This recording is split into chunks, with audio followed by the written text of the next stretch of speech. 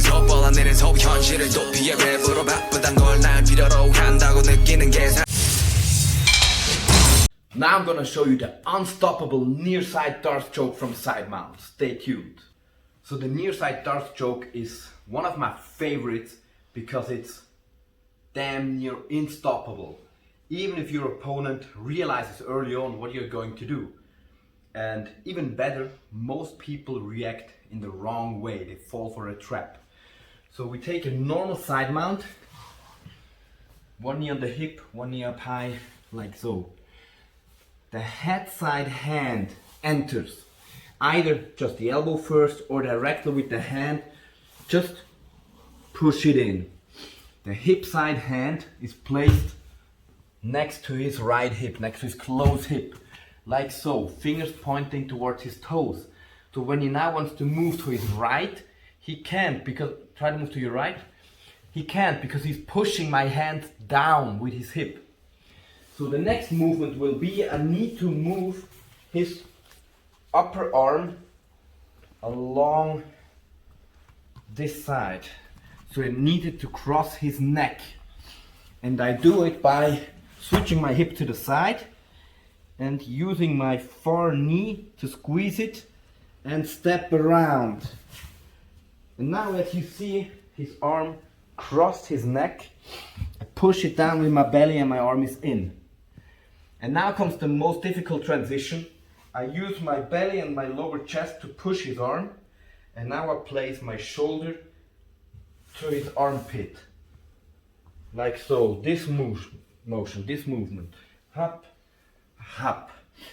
Then I pull in my arm, maybe I need to use both hands, and I pull back to stand him up 90 degrees, ideally.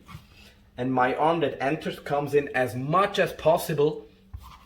And now I want to lock and squeeze. Okay, let's see that one again. So from side mount, maybe just even just grab the head, come towards here and lock. Now it's very difficult for him to exit this arm anyway. So I grab it, I step over, and from here it is even likely that people want to roll towards their left, away of you, because they think they can get on their knees, but they can't. If he opens up, he will literally roll right into the lock. Or if not, I'm using my armpit and chest to push him up and pull. And now look at the lock. I do not want to place my fingers on my biceps. My fingers are weak and my biceps is slippery and flabby. So I want to use my wrist into my elbow pit, like so. And I want to use abduction to close. If you've ever fought, you probably know that closing the fingers and flexion of the wrist and fingers is one of the first movements that you get weak and tired in. Your forearms get really tight. But abduction you will be able to do even when really tired. The other arm tries to grab his traps, and not his traps, his lats, excuse me.